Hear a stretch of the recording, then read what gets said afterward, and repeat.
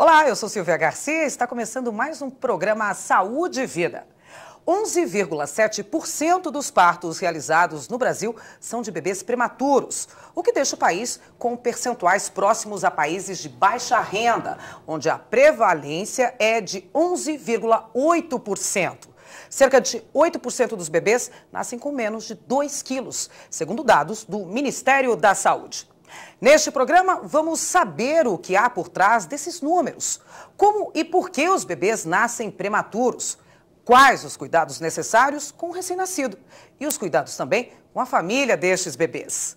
Para conversar sobre este tema, o programa Saúde e Vida convidou o neonatologista Dr. Fernando Lamano, a psicóloga a doutora Mariuca Celli e a jornalista Thaís Lazzeri.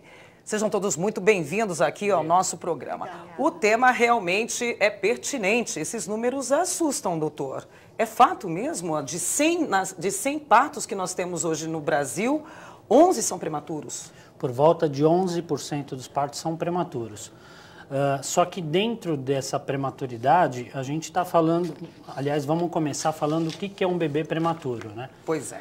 Bebê prematuro é aquele bebê que nasce com menos de 37 semanas de gestação. Se a gente for colocar isso daí em meses, é quanto? Porque normalmente as mulheres elas contam os meses e não as semanas. É tudo de 9 meses, 8 meses. É um bebê de 7 meses? É entre 8 e 9 meses. Entre 8 e 9 meses. Ou 37 semanas. E abaixo de 37 semanas são os prematuros. Ok. Então, dentro da classificação de prematuridade, a gente tem bebês de 35, 36 semanas, que muitas vezes nascem como bebês de termo, bebês que nascem no tempo certo, nascem com 3 quilos, 2,9 kg, e nós temos os bebês que chegam a nascer no limite da viabilidade, com 25 semanas, 26 semanas, pesando próximo de meio quilo. Então, essa estatística engloba de meio quilo, de 500 gramas. Tem bebês até que sobreviveram com menos de meio quilo. Então, dentro dessa estatística, estão os prematuros extremos, que a gente fala, e os prematuros que a gente classifica como tardios, que são aqueles acima de 34 semanas e menos de 37. Agora, esse número me assustou. Para mim é um número alto, 11% aí. É normal? De causa de prematuridade, para a gente pensar no que é normal e no que é anormal, a gente tem que pensar o que leva a acontecer um parto prematuro. Nós temos causas relacionadas à gestante, causas relacionadas ao feto, questões que são têm até um cunho educativo, né? E questões que são o acaso, né? Por exemplo, uma gemelaridade, partos de gêmeos têm mais chance de acontecerem de forma prematura. Das causas maternas, a gente tem algumas doenças maternas como hipertensão, diabetes gestacional, alguns problemas de coagulação que podem fazer com que esse parto seja prematuro. Mãe fumante? Mãe fumante, mesmo mãe usuária de droga. Mesmo tendo parado durante a gestação. Quando você para, você tem o benefício, mas a mãe, é difícil você ter esse corte e conseguir parar. A maioria vai parar quando já iniciou a gravidez. Você fica sabendo isso. Depois, né? Das causas fetais, né, relacionadas ao bebê, que ainda está no útero, nós temos, às vezes, algumas malformações que estão nessa estatística. Alguns fatores, por exemplo, a restrição de crescimento, bebês que não crescem adequadamente. Nós temos a questão da idade materna. Então, é mais frequente prematuridade em mães adolescentes. Isso em mães adolescentes, não em mães mais velhas. As mães com mais idade, vamos chamar assim. Mais idade, não velhas, né? Mas... As mães com mais idades, elas trazem consigo algumas vezes algumas doenças próprias da idade, que podem contribuir para a prematuridade. Mas se não tem doença alguma, não é a idade da mãe mais avançada, acima de 35, de 40 anos que vai ser um problema. Agora, tem um fator importante que está relacionado ao nosso meio, que é o alto número de cesáreas, né? Porque esse é um outro assunto, como né? O Brasil é um país recordista em cesárea, recordista mundial, quando o pessoal faz uma cesárea agendada, você tem ali o agendamento baseado num exame de ultrassom, na data da última menstruação, e esses dados podem trazer consigo um erro de data. Então, se você pegar um ultrassom feito no último trimestre de gravidez, ele pode errar, dependendo de onde é feito, como é feito, em até 3 semanas. É bastante, né? Então, você vai agendar uma cesárea com 37, 38 semanas, você está tirando um bebê de 35 semanas. Então, isso é uma coisa importante. Espera aí que eu já vou chegar aí também no que é que acontece também, tirar 3 semanas antes ou deixar a gestação concluir. Doutora Mariu, psicóloga, trabalha também com essa área, com pais de bebês prematuros, é isso? Qual é a sua atuação? Eu trabalho na UTI neonatal e eu trabalho com as mães, principalmente, né, com os pais também. Estas mães, elas geralmente, quando engravidam, elas têm uma imaginação, né, de um bebê. Elas têm um bebê imaginário, né, que a gente chama. Então, elas já vão planejando o nome, pensando no enxoval, no sexo do bebê. E elas criam esse bebê na mente. A nossa cabeça já nasceu antes, faz tempo. Exatamente. E elas se planejam para o tempo certo, né? Meu bebê vai nascer em janeiro, vai nascer em fevereiro. E, de repente, esse parto ocorre antes. Então, além de pegar toda a família desprevenida, essa mãe, ela tem que abandonar essa ideia do bebê imaginário e partir para olhar esse bebê real. E isso gera um conflito. Que nem sempre vai para casa, né? Sim, Nem sempre vai junto, que também é outra parte que a gente imagina. Rapidinho no hospital, já vai chegar em casa, no quartinho. Não dá para levar, né, esse bebê. Não é bem assim. Essa mãe, ela está no meio de uma mudança hormonal, porque o parto acabou de acontecer. Né? Então, ela já está um pouco depressiva, assustada, abandonando esse bebê imaginário e tendo que enfrentar agora o bebê real, que é um bebê geralmente pequenininho, viver entre a vida e a morte, porque são bebês que estão se adaptando, tem toda a equipe cuidando, não está mais dentro da barriga dela, então há esse rompimento. Então, estas mães, às vezes pode amamentar, às vezes não pode. Em geral, elas não podem, né? Então, elas têm que dar conta de tudo isso, né? Tem que dar conta de cuidar desse bebê, de fazer entrar nesse confronto, né? De abandonar o outro bebê, de estar cuidando, levar as informações para os familiares, né? Ela divide com o pai, mas existem outras pessoas que perguntam, que cobram. Então, todo esse conflito, mais a mudança hormonal, mais o susto que ela passou, então, em geral, essas mães ficam angustiadas, aflitas. Mas e a equipe da psicologia, sim, com certeza. Eu estou falando de um jeito bem jocoso, não é conceito, não é uma máquina que quebrou, mas assim, dá para assessorar, dá para auxiliar e dá para mostrar que, calma, não vai ficar... Sim, assim... Você vai, a equipe vai apoiando, vai conversando, vai olhando, tendo um olhar para aquilo que ela não consegue verbalizar, né? Aquela angústia. É dia a dia, né? É o dia a dia, né? Até para que ela possa dar conta de cuidar desse bebê, porque é ela que vai, né, cuidar ali dentro da UTI. Que trabalho, hein? Que trabalho. É um trabalho, mas é gostoso, né? Trabalho deve bom. ser delicioso quando a mãe pode sair com o filho do hospital, né? A saída é o grande momento, né? A grande alegria é quando até a equipe convive com esse bebê também e vai acompanhando, né? Esse bebê cresce. Ele tem a condição para alta e vai. Então, é o grande momento, né? Não só para a mãe, mas para a equipe também. Para a equipe também. Bom, aqui no programa também a gente tem a Thaís, que é jornalista e que escreveu um livro, 500 gramas de vida. A luta dos bebês prematuros para sobreviver. Você escreveu esse livro, Thaís, a partir de quê? Uma experiência, não?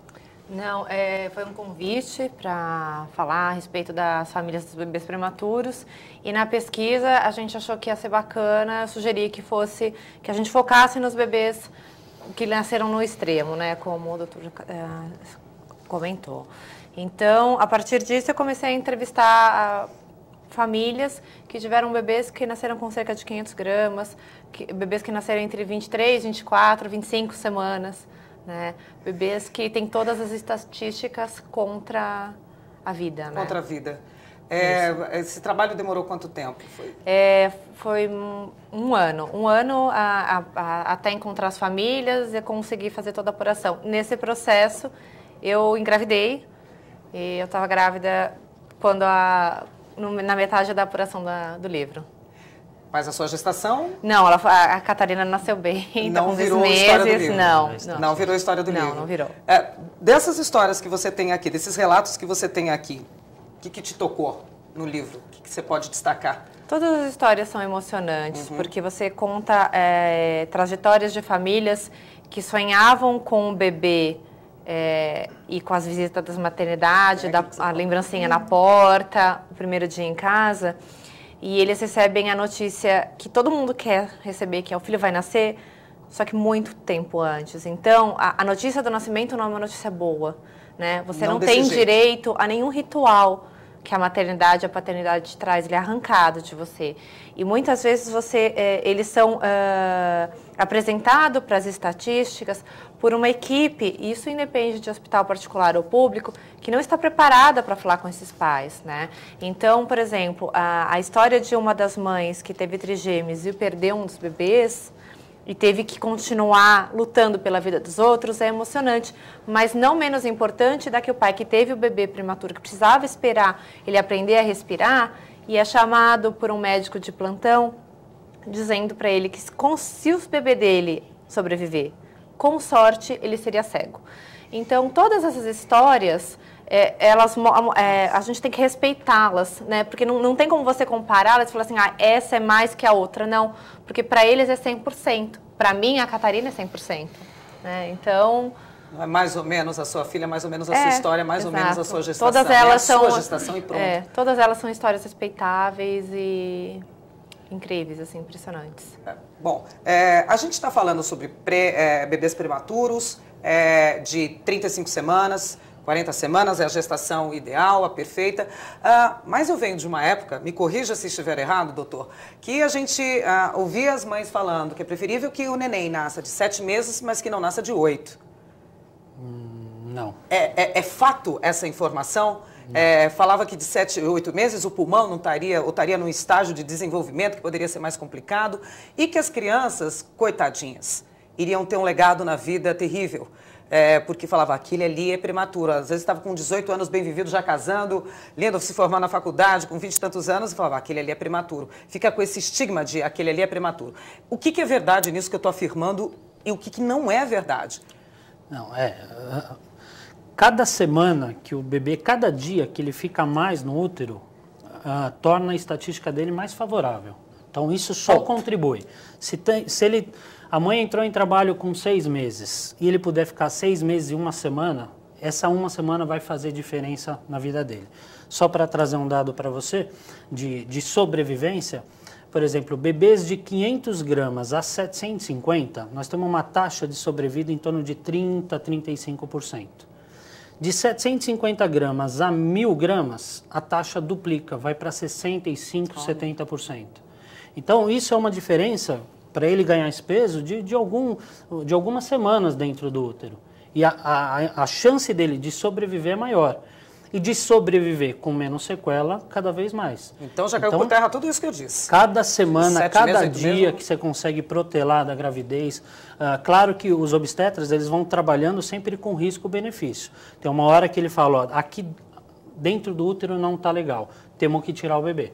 E aí passa a ser melhor para o bebê viver fora do que o sofrimento que ele está tendo dentro do útero.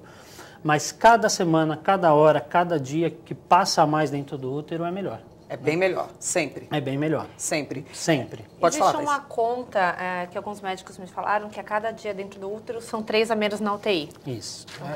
Então, é uma estimativa. É uma estimativa. Cada dia a mais no útero, 3 a menos de UTI, isso pensando para prematuro, obviamente, extremo, Sim. né? Se fosse ver por esse lado. Bom, enfim, eu abordei um outro assunto também, que era se essa criança que nasce prematuramente passa a ter sequelas ao longo da vida. Mas a resposta sobre isso e muito mais, a gente vai saber daqui a pouquinho, depois do intervalo. Eu volto já já.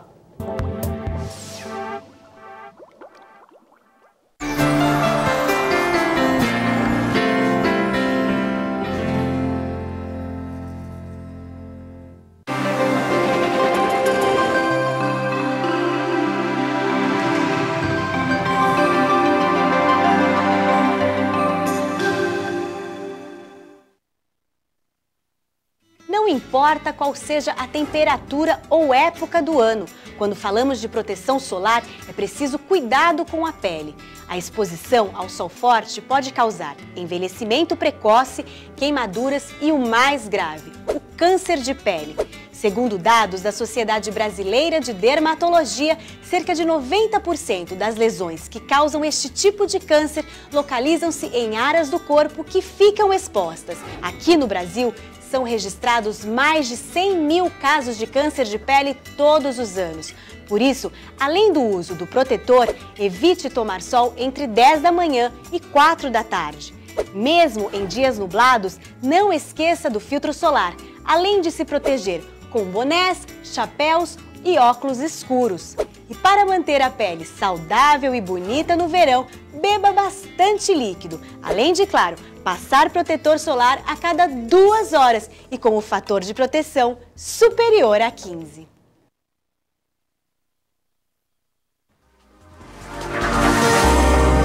TV Alesp, a TV da cidadania.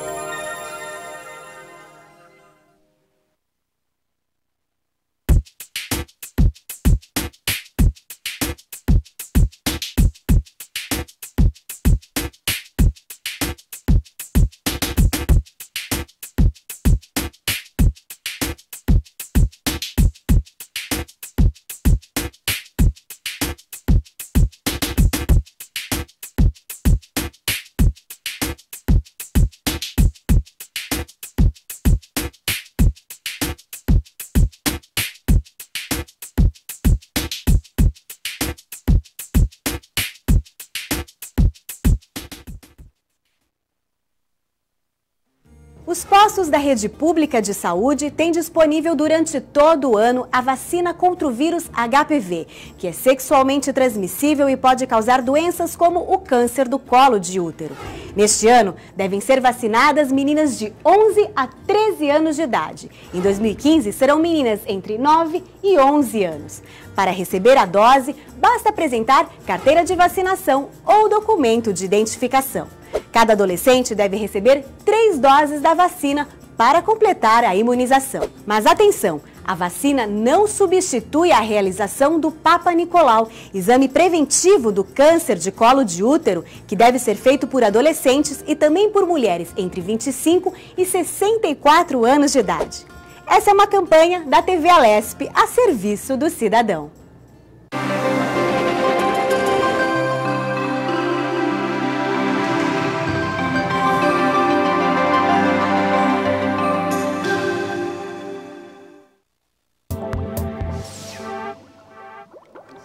Estamos de volta com o programa Saúde e Vida. O tema hoje aqui é bebês prematuros. E eu tinha perguntado no último bloco sobre esse estigma de que se a criança nasce prematuramente, ela vai continuar tendo problemas ao longo da vida. É fato ou não é, doutor? Vou me remeter a ele novamente, porque essa pergunta não tem nem como fazer para a Mariú nem para a Thaís, né? Vai ter problemas essa criança que nasce prematuramente ou não? Então, para falar disso, a gente precisa entender um pouquinho como é que acontece a vida do prematuro fora do útero, né? Nós temos um bebê que está crescendo num ambiente, numa condição ideal, que é o útero. De repente, ele sai, por algum motivo, ele nasce. Né?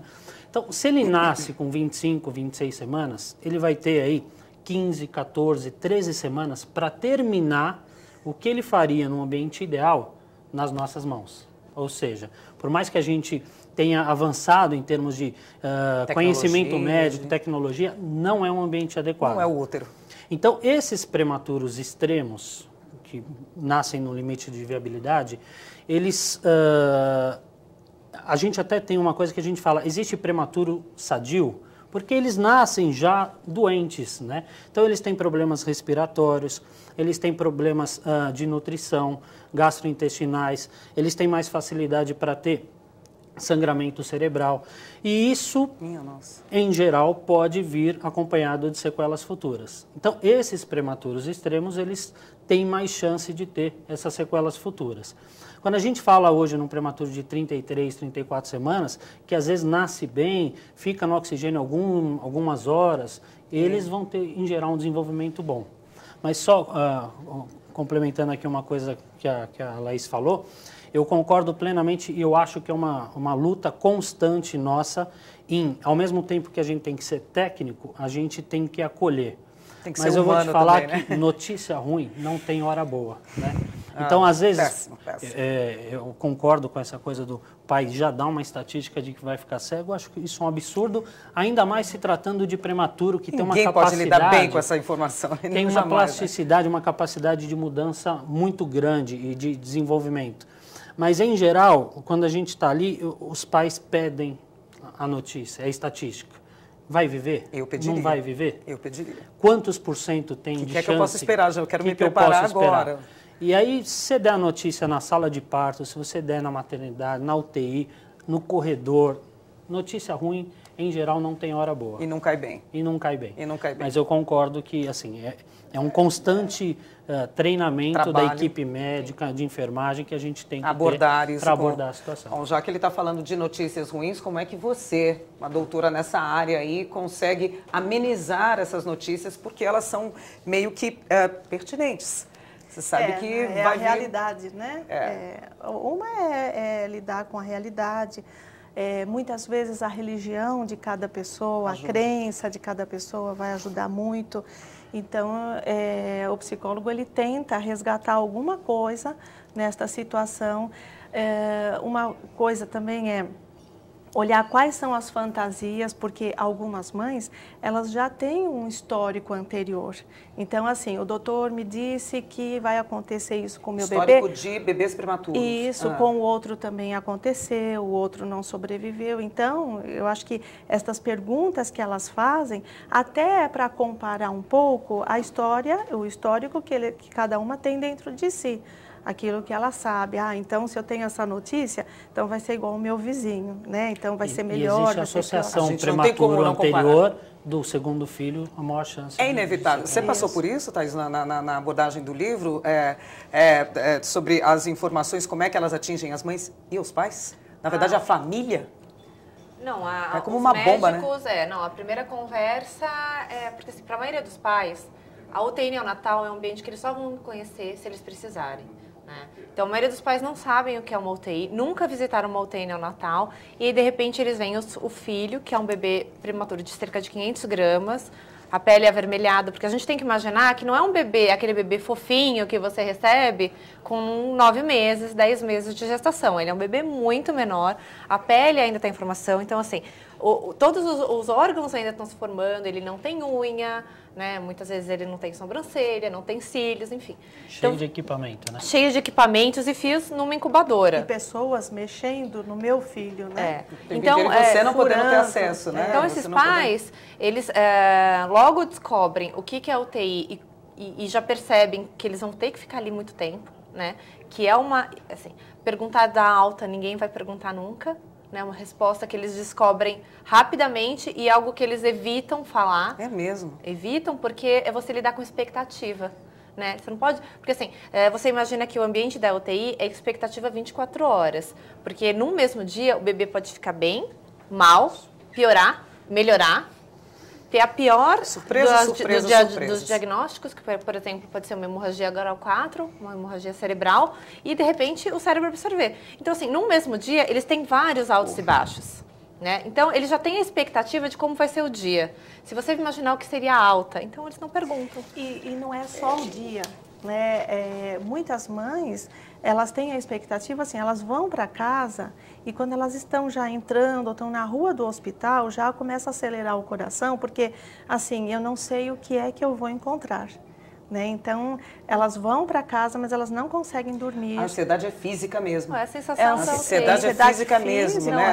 É emocional, né? Às vezes a mãe sai da UTI com um bebê ruim, né? O seu bebê está grave, está acontecendo isso, está respirando com ajuda, a gente está precisando usar o aparelho cada vez mais. Ela vai para casa, eu já li vários relatos de que ela tem medo de voltar e encontrar a incubadora vazia. Né? Então, esse é um... Isso é uma realidade. Notícia, é realidade. realidade. Com os prematuros extremos é uma realidade. Assim, é difícil conversar, abordar uma mãe quando ela vem chegando, porque ela não tem olhos para o profissional. Ela quer ver, ela se angustia e ela quer entrar rapidamente para poder ver o bebê, né? Aí depois a gente consegue abordar essa mãe. Antes disso, não dá. A gente está falando muito de mãe. Obviamente, não tenho dúvidas de que nós somos a maior ligação com o bebê, até porque depois que nasce, amamenta, a comida, enfim, tem vários passo a passo aí. Mas e o pai nessa história? Como é que ele fica no meio de tantas informações e de uma situação de não poder fazer nada? Né? A mãe talvez se sinta culpada, deva ter sido ela que causou isso, né? Eu que gerei esse problema no meu filho e que meu filho nasceu prematuro. Deve passar isso pela cabeça dela. Não fui boa o suficiente para gerir um filho, enfim, gerar um filho bom. Às vezes gera uma frustração mesmo. Né? Às e vezes o gera pai culpa, nessa história? Culpa também, só um parênteses, né? A culpa, porque... O que será que eu fiz? Será que eu tomei alguma coisa? Então, existem 1000 perguntas. Mas você acha que meu bebê está assim porque eu senti isso, ou porque eu fui ali, ou porque eu andei demais? Enfim, né? São várias as perguntas que elas fazem. Alguns pais, eles acompanham essa mãe, o bebê, igualmente. Né? Então, eles dividem a responsabilidade. Então, mães... Alguns fazem o canguru, eles só não conseguem amamentar, né? Tirar o leite. Se pudesse, amamentar. Se puder. Aliás, é uma frase que outro dia eu ouvi de um pai. Se eu pudesse, eu amamentava. Mas alguns pais, eles ficam à parte. Até porque a mãe também faz esse movimento, né? Ela não consegue mais olhar em volta. A maior parte se liga de tal maneira ao bebê que ela não consegue olhar para o pai, para a família, para mais ninguém, né? Isso gera conflitos na família, gera brigas. Todo mundo que está muitos pais se separam nessa época, né? Porque aí o pai fica solto, se sente sozinho, algumas coisas acontecem e a mãe não se importa, né? Ela está ali e ela quer cuidar do bebê dela. Não adianta. Então, instintivo. Assim, não adianta. É instintivo. É instintivo. Mas a maioria dos pais, homens, há um movimento no sentido de acolher, né? De participar junto. De tentar a fazer mãe o máximo vai tirar que o leite puder, de manhã, o pai vai à noite fazer canguru. Pelo menos essa é a... Fazer canguru é deixar o bebê... Um contato contato com o coração, com o corpo, com o cheiro, o calor Isso ajuda muito, diminui o número de dias de internação, ajuda o bebê a ganhar peso. Fato. Sim. É fato. É fato.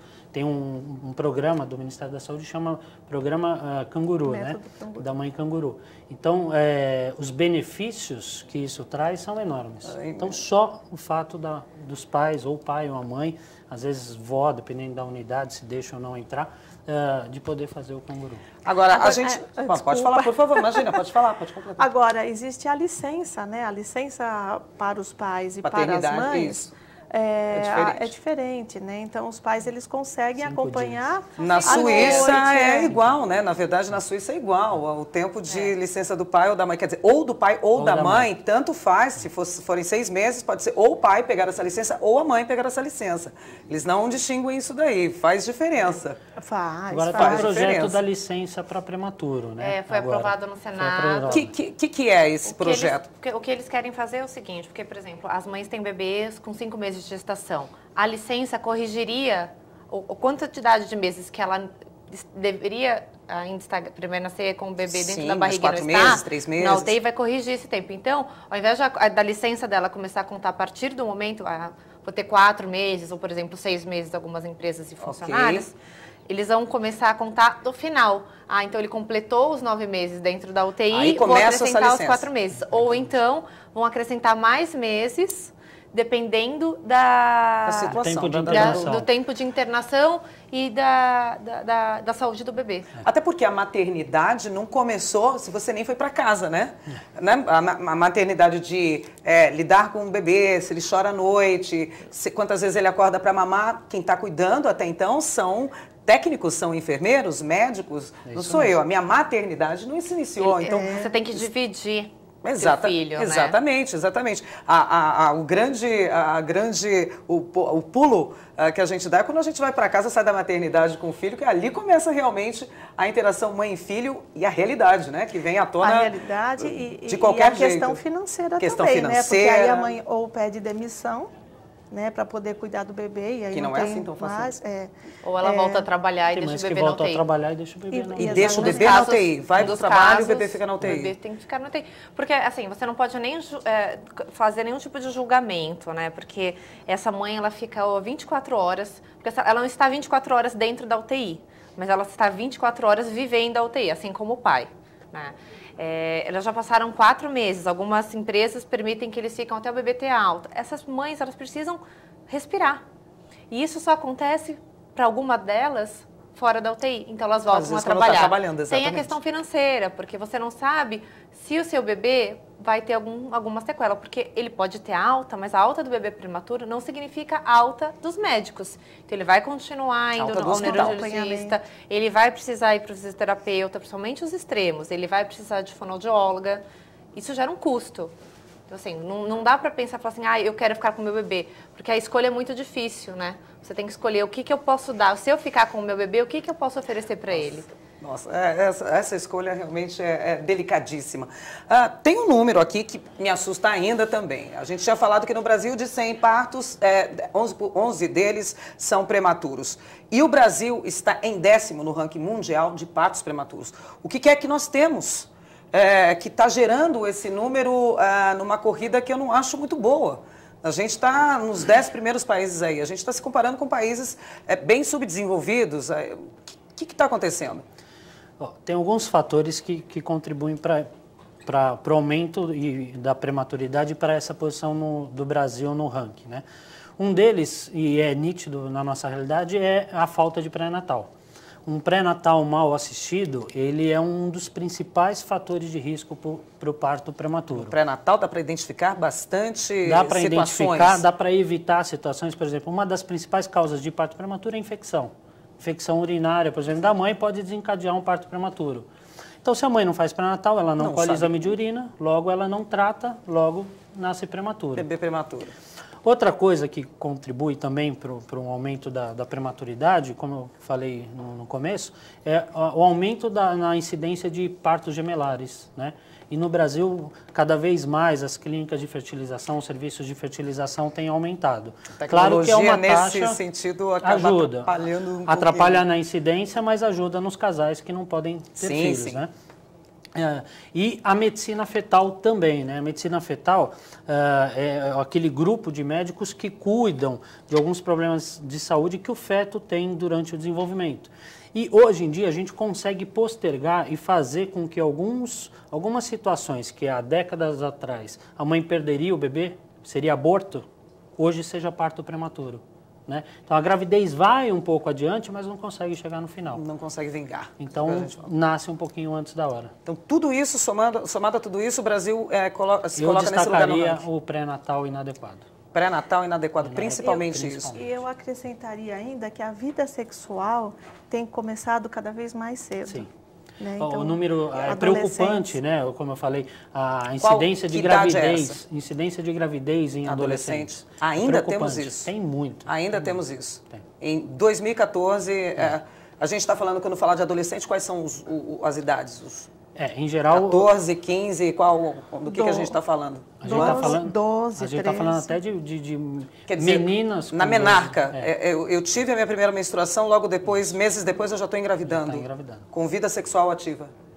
E aí realmente desencadeia uma bola de neve, né? É uma coisa atrás da outra. Enfim, eu vou para um rápido intervalo agora, mas depois eu volto, porque a gente tem alguns mitos e verdades que eu quero que vocês três me ajudem aqui a esclarecer, para que mamães que estejam aí grávidas, ou que pretendem engravidar, ou que já até passaram por essa situação, se identifiquem ou não, e saibam o que é verdade e o que não é. Mas daqui a pouquinho, depois do intervalo, tá bom?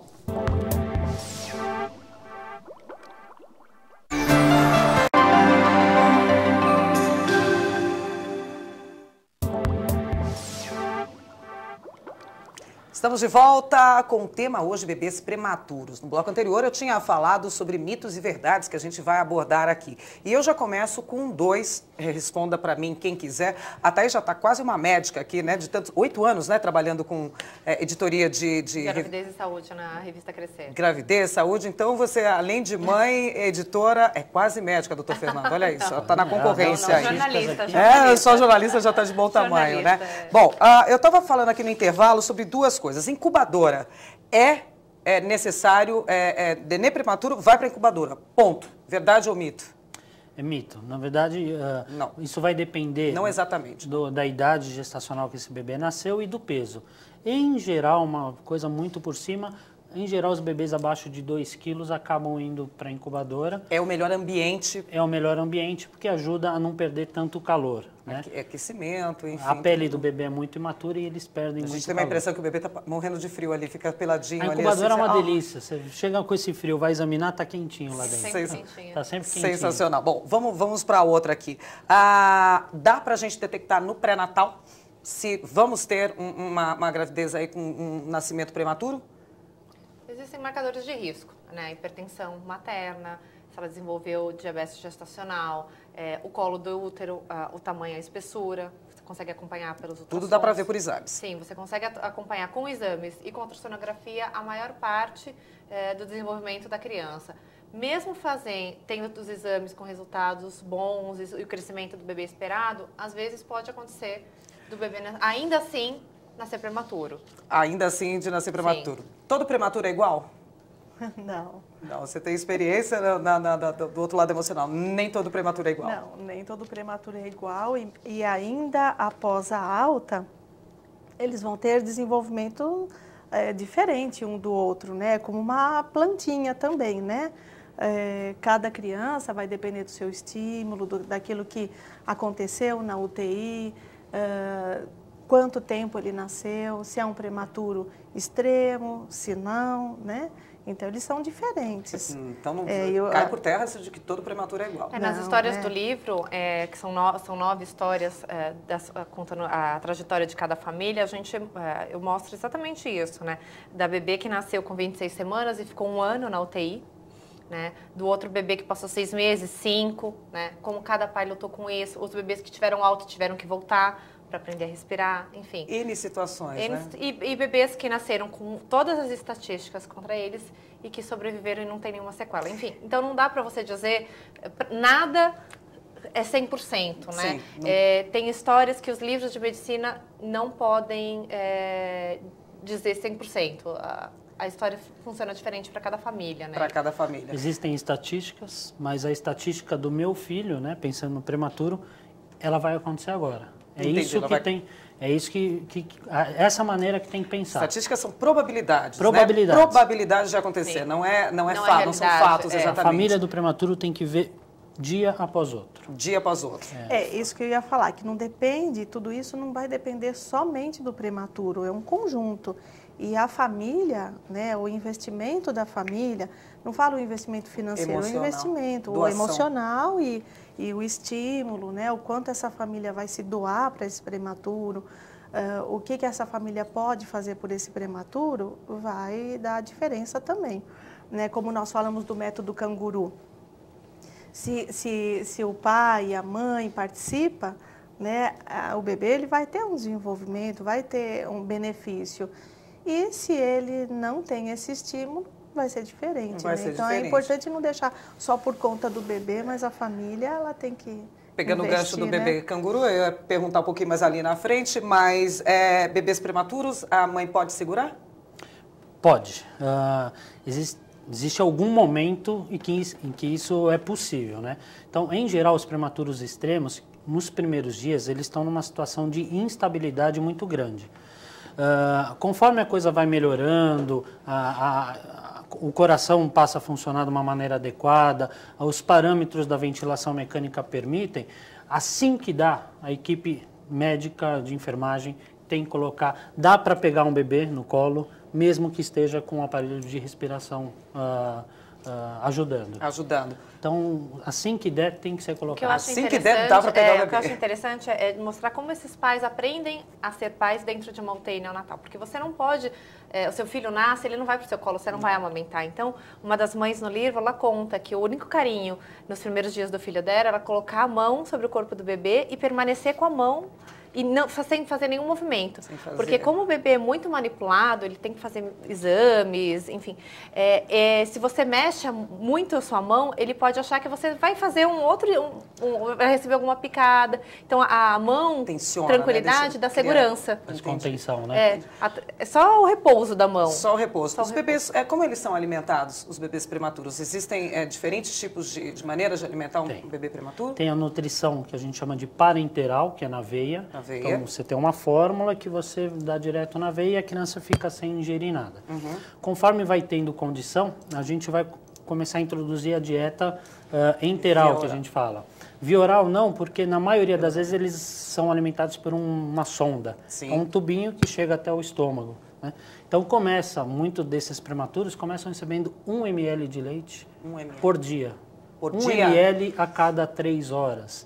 Aí no dia seguinte, 2 ml a cada 3 horas, e assim vai.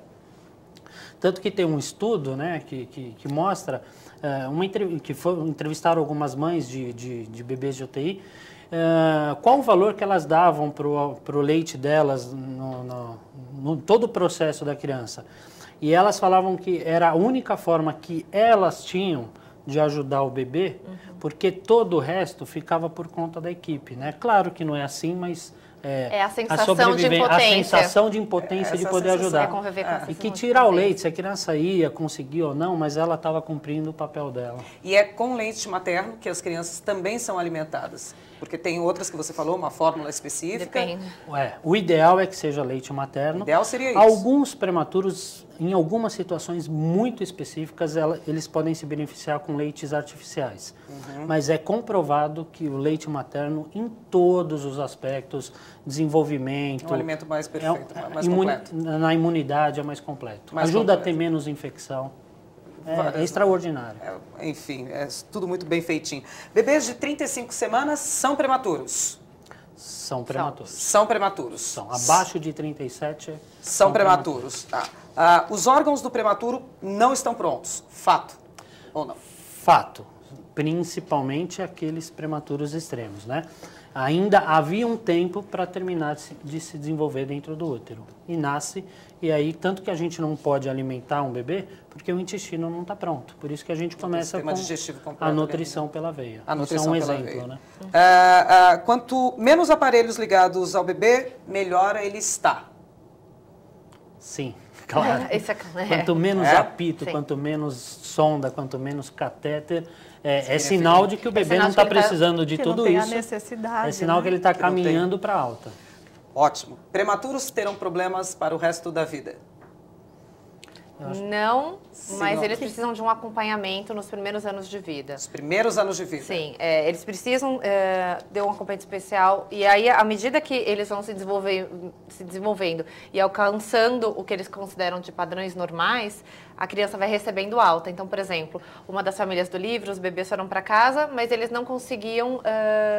Eles faziam fonoaudióloga, faziam fisioterapia e uma outra série de procedimentos. Agora, por exemplo, eles já receberam alta do oftalmo, a alta do neurologista. Então, à medida que essas crianças vão se desenvolvendo, os médicos vão dando alta. Mas a alta do hospital não é a última. E por volta de 2 anos, a criança se equipara a outros bebês que nasceram a termo, nasceram no tempo certo. Isso em termos de crescimento. Pensando nesses prematuros bem extremos, há uma maior chance deles carregarem alguma sequela. Que sequelas a gente está falando? Por exemplo, eu não vou nunca poder praticar algum tipo de esporte porque meu pulmão é fraco, ou, enfim, meu coração que não nasceu no formato completamente ideal. Nós temos alguns órgãos que ficam mais evidentes essas sequelas. Então, por exemplo, os bebês prematuros têm mais chance de ter sangramento na cabeça. Um sangramento mais grave, ele pode trazer atraso no desenvolvimento, na linguagem, na cognição, comportamentos. Outra sequela é o olho, né? Então, alguns bebês têm uma doença que chama retinopatia da prematuridade, que pode ser desde graus leves até levar à cegueira. O Stevie Wonder é um exemplo de um bebê prematuro que teve um problema. Alguns bebês nascem e têm uma doença intestinal que chama enterocolite e algumas vezes precisa de cirurgia. Então vai precisar fazer a cirurgia, retirar uma parte do estômago e vai ter uma sequela e uma dificuldade de digestão. Então não dá para generalizar. Os bebês prematuros terão vida normais e os bebês prematuros terão sequelas. Não dá para fazer isso. Cada história é uma história, sendo que quanto menor a idade gestacional e o peso, maior a chance de ter alguma sequela. Isso é termo comum, ninguém questiona aqui. Agora, é fato que essas crianças vão ser mais vulneráveis, então, a pegar algumas doenças ao longo da vida ou não? Depende. Uma das... Eu vou... Problemas pulmonares, por exemplo. Uma das sequelas é a broncodisplasia, que é um problema pulmonar, é uma doença pulmonar. E quando eles saem da maternidade, eles saem com mais dificuldade para respirar. Alguns saem até respirando com aparelho, vão para casa com aparelho. Então, essas crianças, o que um resfriado seria um resfriado para uma criança de 1, 2 anos, para elas pode significar uma reinternação na UTI. Uau. O que eu acho que vale, que é importante, porque que é desconhecido de muitos pais, é que existe um centro, são vários centros, na verdade, são CRIs, que são centros de referência, e existe um calendário para bebês prematuros, e os bebês prematuros têm direito a essas vacinas gratuitamente. Eu ia chegar nesse ponto das vacinas, se as vacinas também são as mesmas, por exemplo, nas mesmas épocas contra a pneumonia, de uma criança... contra a meningite, todas elas estão no calendário. Como que chama esses? CRIs, Centros de Referência de Imunobiológicos. Imunobiológicos. Os pais com filhos prematuros podem ter acesso dependendo gratuitamente da idade, para pegar... dependendo do peso que a criança nasceu ou da idade, enfim, ali você tem uma série de regras, os pais podem conseguir a vacina. Isso é feito pelo centro de saúde ou pela UBS, onde a criança é tratada. O médico faz o pedido e aí ela vai lá e recebe naquele centro a vacina. A vacina. Falando em vacina, as vacinas podem ser aplicadas do jeito que se aplicaria numa criança que nasceu de 40 semanas, no mesmo prazo? O calendário, ele segue a idade de nascimento mesmo, a idade corrigida que a gente fala. Então, é a idade de nascimento. Alguns cuidados a mais, tem uma vacina da hepatite B que o prematuro recebe uma dose a mais, e tem uma outra que o governo também concede, que não é vacina, mas acaba protegendo contra uma doença que chama bronquiolite, que é uma medicação que ajuda a proteger dessa doença. E agora a minha pergunta é diretamente para a doutora Mariu. Crianças que nasceram prematuramente vão viver para o resto da vida numa redoma de vidro feita pelos pais? Então... Deve ou não? Não deve, né? Mas infelizmente acontece muito. E aí, assim, futuramente, em consultório, a gente encontra, assim, crianças que são mimadas, que têm um comportamento diferente, né? E aí eu vou no histórico passado e vejo, foi prematuro, né? Então, as mães costumam falar assim, não, deixa brincar, deixa fazer o que quer, melhor assim do que aquilo que eu vivi lá na UTI, né? E aí não dão bronca. Então, a criança, ela fica como um cristal, né? Então, pode se quebrar a qualquer momento. Não é isso? E aí isso é muito ruim, né? Isso é muito ruim, porque a criança fica sem limites e... Gera outros problemas que não são de saúde. Gera outros problemas na escola, problema de comportamento, né? Enfim, aí vai para a vida adulta. A gente está nos minutos finais aí, passou o tempo rapidinho falando desse tema. Na verdade, não terminamos de falar desse tema. Vale, acho que mais um programa para dizer, enfim, notícias, informações importantes.